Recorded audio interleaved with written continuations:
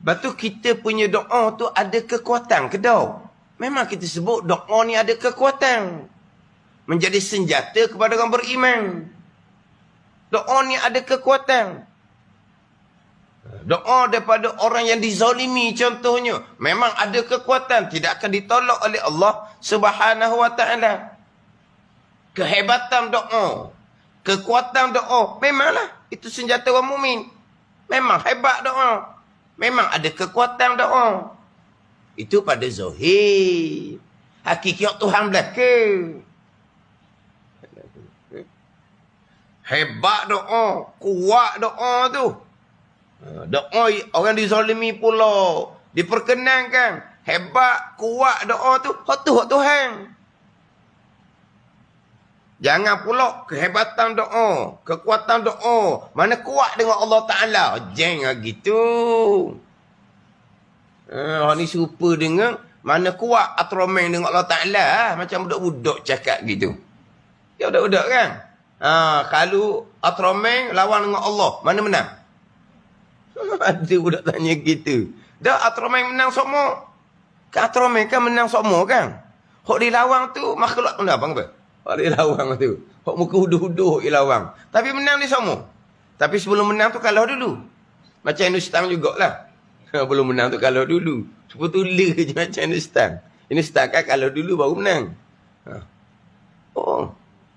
Jadi mana kuat kekuatan doa, kehebatan doa Allah Ta'ala. Orang tak tanya gitu. Kita akan sebut belaka. Kekuatan iman. Keteguhan iman. Kehebatan iman. Di para sahabat radhiyallahu anhum. Hakikinya, hak Tuhan belaka. Sebut hebat, kuat. Macam mana pun. Hak Tuhan belaka. Tak ada ni. Sama juga kita cakap asbab. Cakap asbab kan. Oh, kehebatan, kekuatan. Satu-satu perkara. Ada ni. Kehebatan. Kekuatan satu perkara. Okey lah. Pemakanan ke. Ataupun kehebatan, kekuatan. Senjata ke. Cerita je lah. Oh, senjata ni kehebatan dia. Senjata ni kekuatan dia. Cerita tak ada masalah. Tapi kita nak tanya ke tak? Mana kuat senjata dengan Allah Ta'ala? Tanya gitu bodoh. Tadi kata senjata ni kuat. Senjata ni boleh, pelurunya boleh menembusi bagian. Itu cerita asbab. Dah salah ke cerita kekuatan? Tak salah Ceritalah kekuatan. Sekarang ni kan kalau kekuatan senjata lah. Kekuatan senjata tu macam cerita. Boleh tanya tak? Mana kuat senjata tu dengan Allah Ta'ala? Oh, bodoh lah tanya gitu. Sebab kekuatan di satu-satu benda tu, itulah perbuatan Allah. Samalah juga. Kekuatan doa, kehebatan doa. Kita ceritalah. Tapi janganlah tanya pula, mana kuat antara doa dengan qada Allah. Ada cerdik gitu. Sama macam tadi lah. Mana kuat atau ramai dengan Allah Ta'ala lah jadinya. Tak reti soalan gitu. Mana kehebatan, kekuatan doa, senjata orang mukmin. Kekuatan itulah datang daripada Allah Subhanahu wa Ta'ala. Bukan kekuatan tu yang merubah qada Allah pada azal. Jaduh pun orang nak lah gitunya. Bukan tak boleh kata kekuatan doa. Tak boleh kata kehebatan doa. Bukan. Senjata orang mukmin tak kuat macam mana? Tak hebat macam mana senjata orang mukmin? Memang kuat, memang hebat. Tapi itulah qada Allah Subhanahu wa Ta'ala.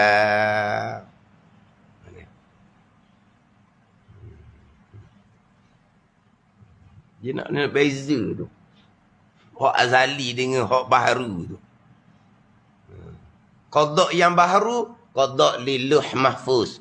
Di suhuf malaikat. Yang tercatat di budak umur 4 bulan dalam kandungan ibu tu. Itu qada yang baharu. Kalau di luh mahfuz tu mubram mu'allaq, di catatan budak umur 4 bulan yang malaikat catat ni pun, Mubrah, mu'allak juga. Sama je. Tapi apa yang akan berlaku? Sebagaimana qada azali. Sebagaimana qada azali. Sebab buku tingkatan 3 ni, didatangkan ayat, ma yubaddalul qawlu ladaya wa ma ana bizallamin lil abid. Surah Qaf ayat yang ke-29. Keputusanku tidak dapat diubah. Tengok ni. Ma yubaddalul qawlu ladaya, takkan berubah ketetapan aku. Allah Ta'ala kata, berubah ke mana? Ini hak azali. Hak ayat ni muka surat 113. Yamhullahu ma yasha' wa yusbi'numul kitab. Ayat muka surat 114. Ini hak Lauh Mahfuz. Allah akan menghapuskan, Allah akan memadam, Allah akan mengubah ketetapan Allah. Di sisi Allah ada umul kitab, ibu kepada kitab ini Lauh Mahfuz. Tu hak Lauh Mahfuz. Hak ma yubaddalu qawla dayya ni pula tidak diubah keputusan di sisi aku. Ini hak qada azali.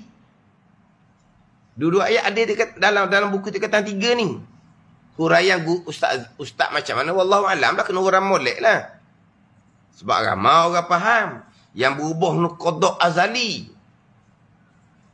Siap ceramah lagi kata, memanglah qada azali. Dan kalau Allah nak ubah, Allah ubah barang milik dia.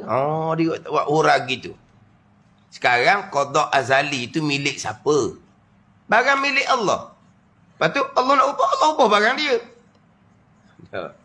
Allah Ta'ala akan perbuat perkara yang harus, bukan perkara mustahil. Berubah qada azali itu perkara mustahil. Allah tak buat perkara mustahil. Sedap pula cerita. Barang milik Allah. Allah nak ubah, Allah ubahlah dia kata. Mana?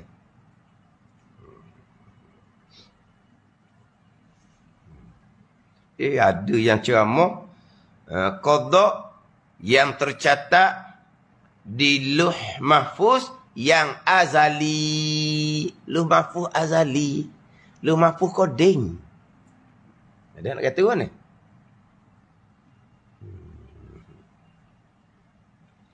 Tetapi apa yang tercatat di Lauh Mahfuz, qada qadar. Tak larilah. Apa yang tercatat di Lauh Mahfuz, qada qadar. Catatan tu perbuatan Allah, Allah yang catat. Qalam tu zahir. Hakikinya Allah yang catat. Perbuatan Allah, qada qadar belaka. Tercatat di suh malaikah, qada qadar. Tercatat di budak 4 bulan dalam kandungan ibu, qada qadar. Perbuatan Allah belaka. Itu asal dianya. Hak qada azali tidak ada penghujung. Sebab di hari akhirah syurga neraka tu Allah telah mengqadakkan pada azal. Adapun qada yang tercatat di Lauh Mahfuz hanya sampai setakat qiyamah.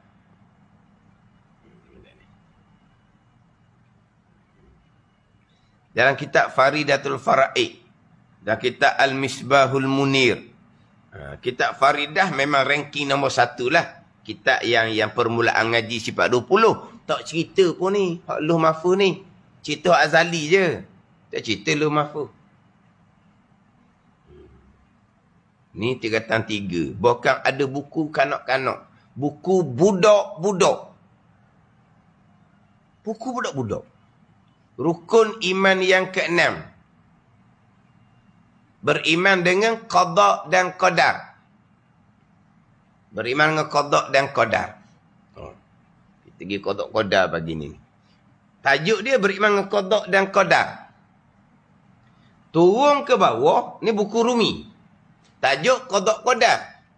Siapa di bawah, qadar dia letak belah kiri, qada dia letak belah kanan. Jadi qadar qada pula. Situ pun apa ni? Situ pun pening dah orang panggil.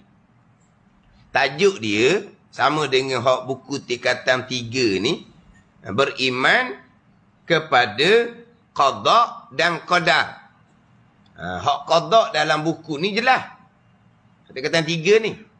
Qada ketentuan Allah Ta'ala yang azali terhadap semua makhluk.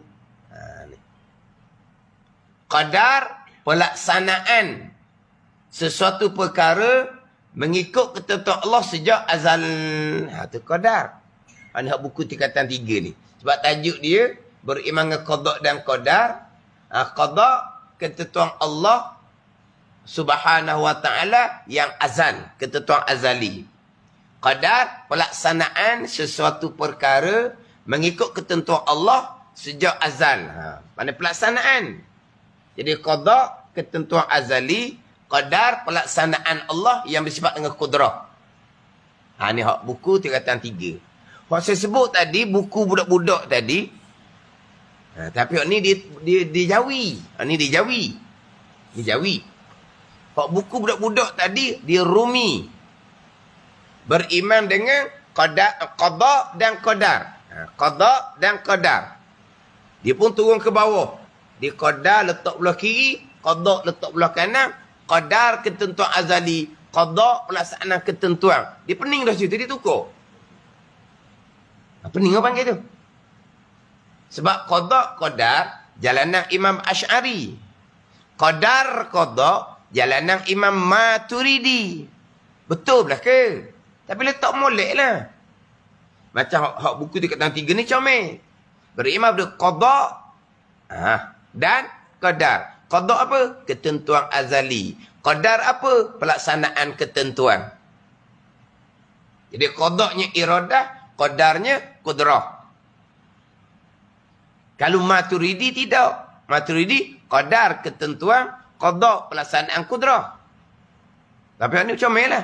Hak buku budak-budak tu tajuk qada qadar. Turun bawah qadar ketentuan azali, qada pelaksanaan ketentuan.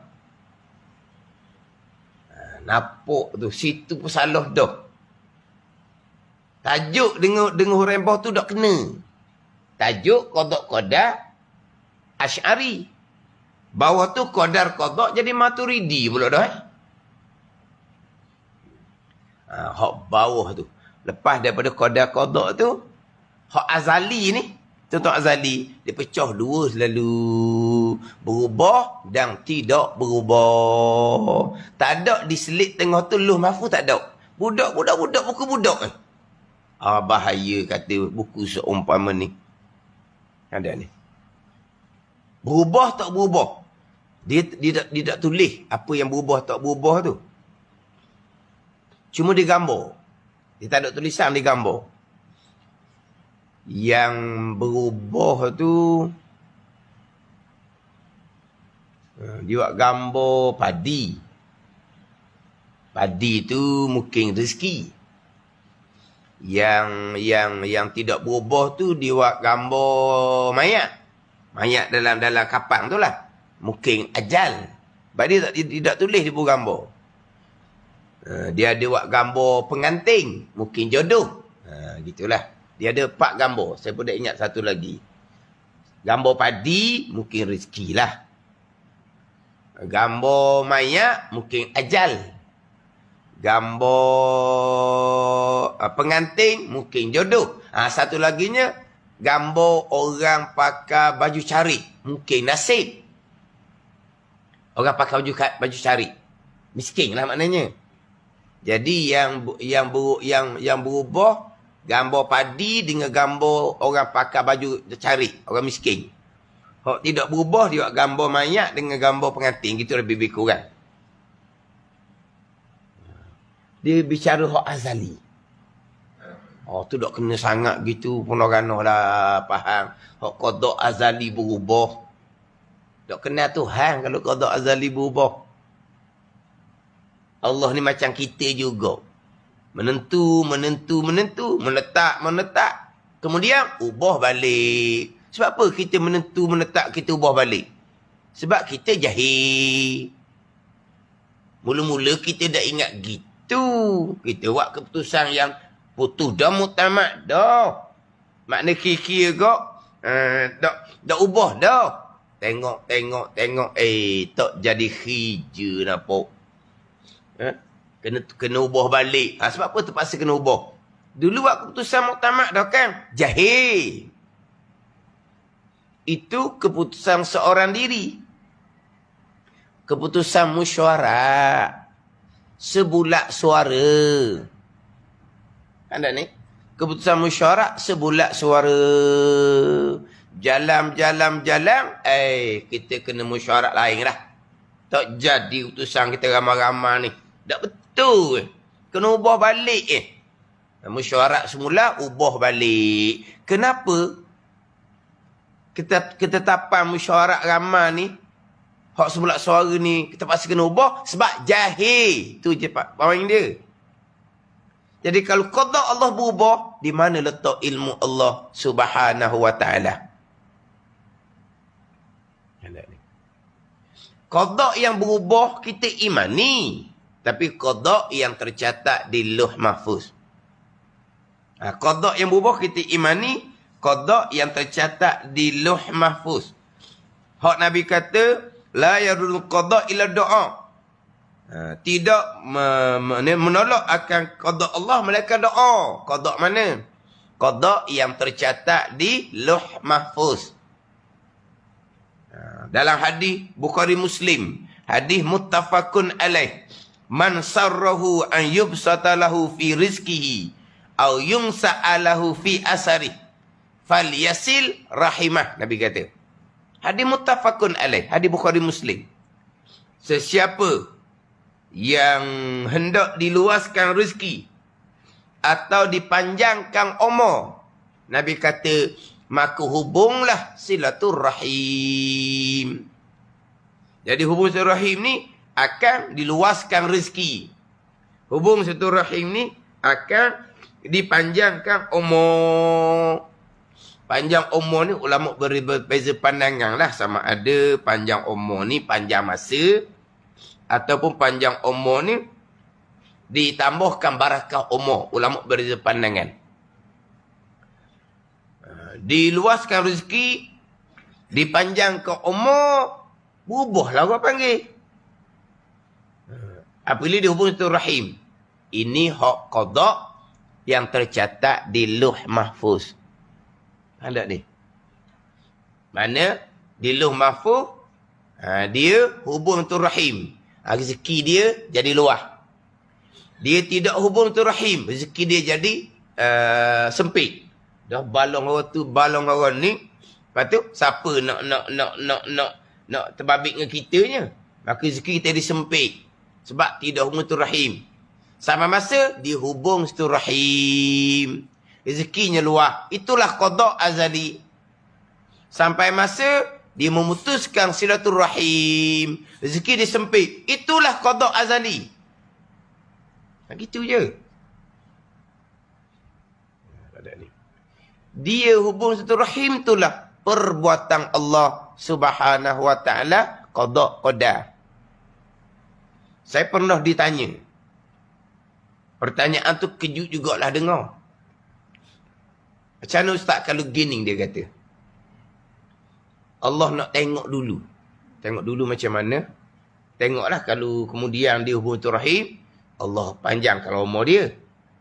Kalau kemudian dia balah dengan orang, habis orang dia berkelahi ni, panjang umur, apa ada pun cukup dah dia berkelahi. Jadi Allah nak tengok dulu. Sampai masa tu dia baik dengan orang ke tidak. Pada masa dia baik dengan orang, dia jaga hubungan silaturahim, Allah pun tak, dia ni bagus ni, tambah umur. Sampai masa tengok-tengok, tak ada kerja dia ni. Umur ada tu lebih banyak dah. Habis orang dah dia berkelahi. Cukup lah. Jadi tambah-tambah lah. Allah nak tengok dulu. Mana? Mana ilmu Allah? Mana qada Allah? Allah nak tengok dulu.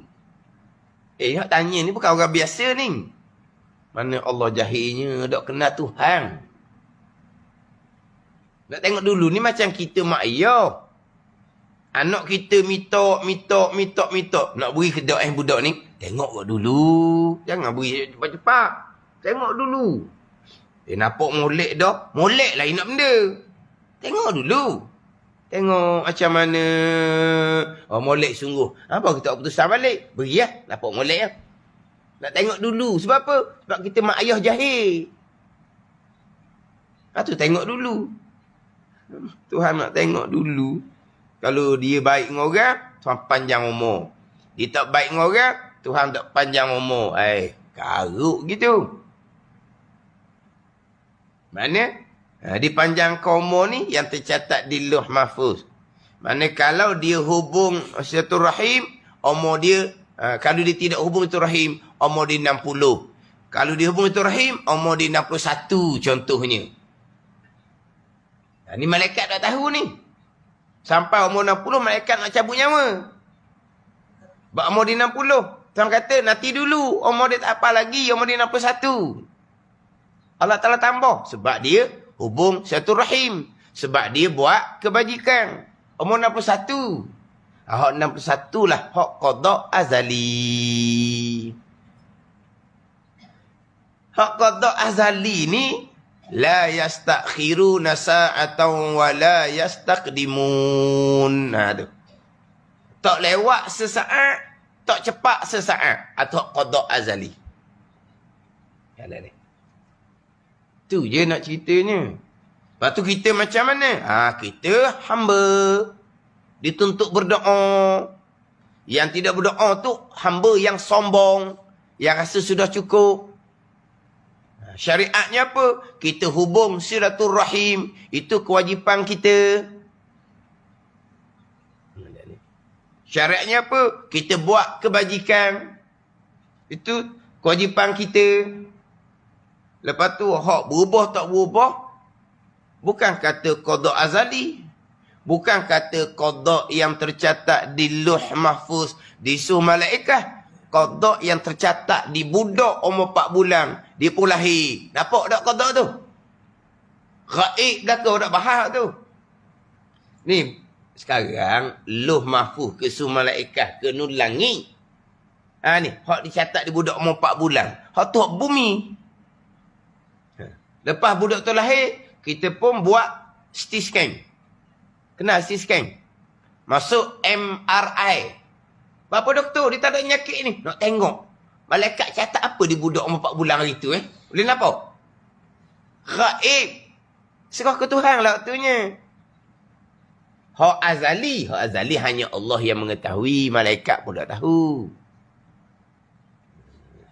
Bukan hak Lauh Mahfuz gaib. Bukan di suhu malaikat gaib. Di budak umur 4 bulan di bumi ni pun gaib juga.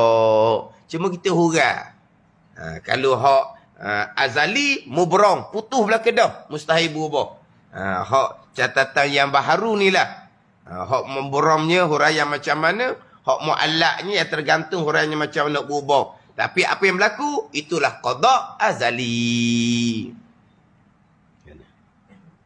Jadi sekarang ni kita berdoa kunut ni. Kita minta berlindung daripada kejahatan barang kau qadakkan.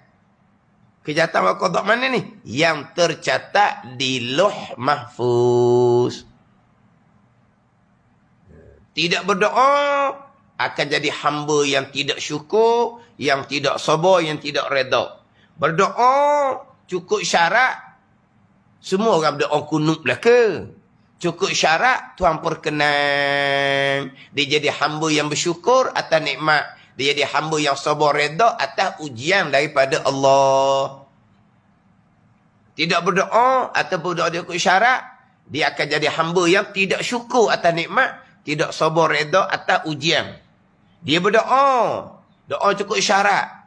Dia jadi hamba yang bersyukur atas nikmat, reda sabar atas ujian. Hak tu hak tergantung di Lauh Mahfuz. Tapi sampai masanya macam mana, hak tu hak qada qadar. Cuma tergantung di Lauh Mahfuz. Ni hak kita duk minta, wa kini syarra ma qadai. Bila. Hak fa innaka taqdi wa la yuqda alai. Terjemahan dia tu kita baca semulalah. Baca semula. Kita ni ulang baliklah ni hak minggu lepas.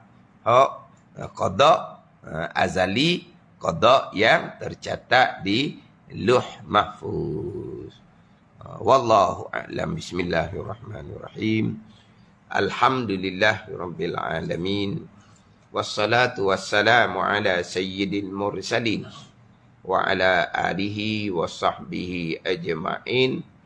Allahumma iftah alaina futuhal arifin Allahumma allimna ilma akdamin wa fahimna famas sabiqin warzuqna ruqat talibin. Allahumma zidna ilman wa alhiqna bis salihin. Wa sallallahu ala sayyidina Muhammad wa ala alihi wa sahbihi wa sallam. Walhamdulillahi rabbil alamin.